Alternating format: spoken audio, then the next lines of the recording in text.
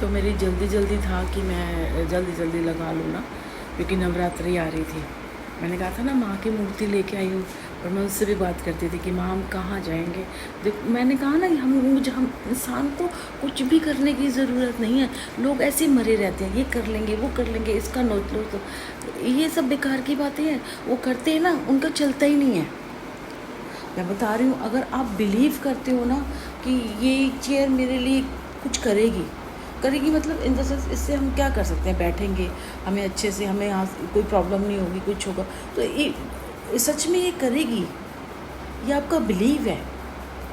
ऐसे ही मेरा तो कुदरत से, ईश्वर से, मैंने कहा ना मूर्ति मैंने वहाँ स्थापित नहीं की थी, तो अब देखो यहाँ इतनी अच्छे से हुई, और मैं लेके आई उनके बस, इतनी सुंदर, मतलब जिससे लग रही थी।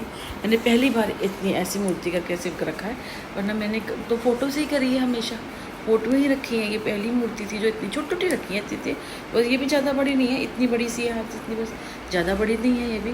वो तो फ़ोटो, वो हार वो पहना के ना, कपड़े और चुन्नी मुन्नी बना के थोड़ी सी, तो बड़ी सी लग रही हैं। तो देखो उन्होंने अपना लिए बना लिया, ये घर उन्होंने अपने लिए चुन लिया। उनको पता है कि यहाँ जाना है, यहाँ करना है, यहाँ करना है। उन्होंने अपने आप, क्योंकि भगवान ने हमें और मैंने तो जैसे यहाँ के लिए सोचा भी नहीं था। मैंने सोचा था कि सारी दुनिया कहती है ना कि 7,000 में, 8,000 में किसी गंदे से पुराने में चले जाओ और आपको पैसे बच जाएंगे। तो मैंने इस बार ये सोचा कि चलो कोई बात नहीं, मैं इस बार ही ये करूँगी।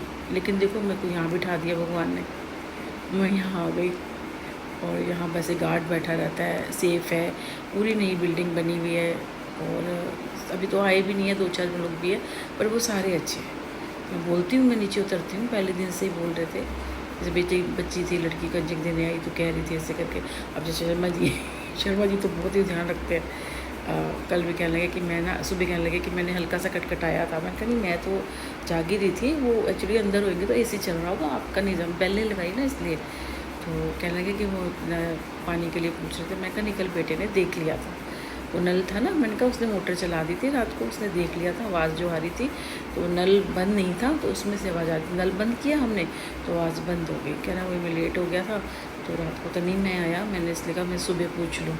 मैंने कहा ये बात है, तो कोई बात नहीं, मैंने कहा थैंक यू। तो आपको कोई ना कोई हाथ मिल जाता है कहीं ना कहीं। मैंने कहा ना मुझे कुछ करने के, जैसे मेरा जिस दिन अष्टमी थी उस दिन मैंने बताया ना, मैं अष्टमी थी, मैंने सारा प्रसाद बनाया। मैंने नौवीं को शाम को व्रत खोला था, जब मैं मंदिर जाके, काली के मंदिर, और जो मुझे करना था करके आई, और वहाँ भी अपने आप अच्छे से हुआ। और वहाँ से मुझे प्रसाद भी मिला, मुझे श्रृंगार का सामान मिला, मुझे सब मिला वहाँ से। उसके बाद पंडित जी ने जो मैं यहाँ से भोग ले गई थी, उसे मूर्ति को बिल्कुल प्रॉपर तरीके से मंत्र उच्चारण करके लगाया, और फिर वो वहाँ से मुझे प्रसाद दिया। और फिर मैंने आके करीबन 7 बजे तक, 7 साढ़े 7 बजे तक रात को मैंने शाम को व्रत खोला। मैं तब तक भूखी थी, सोचो। तो मैंने जो करना होता है, और मैं सही हूँ ना, तो भगवान मेरा साथ देते हैं। अगर आप सही हो, कुछ कर रहे हो, तो भगवान आपका साथ देते हैं। अभी भी जो मैंने मन में है, आप लोग नहीं जानते, मैं आप लोगों को क्यों बोलूँ, किसी ने क्यों, एक इंसान है जो पहले तो सबने काट करे, मेरा किसी ने साथ नहीं दिया। अब उसके बाद अगर मुझे तो नहीं पता क्या मिल रहा है, कुछ उसको लगा, उसको कहीं से पता चल गया होगा इसे कुछ मिला है, मेरे को तो कुछ भी नहीं मिला। किस पागल को बता दिया जो मुझे कह रही कि कह रहा मतलब मिल बांट के खाते हैं जी, किसी को मिलता है ना, अकेले नहीं खाते, मिल बांट के खाते हैं। भाई मुझे कोई फ्रूट नहीं मिला, ठीक है, मेरे को कोई फ्रूट नहीं मिला जो मैं तेरे को मिल बांट के खाऊंगी। और तू है कौन, पहले तो तू ये बता, हैं जो तू मेरे पीछे पड़ा हुआ है। मेरे बच्चे ने और मैंने, हमने कितना भुगता है, हमने इतनी परीक्षा दी है ना, और इतनी कड़ी परीक्षा तो भगवान भी नहीं लेता, सही बताऊँ, जितनी इंसानों ने ले ली हमारी।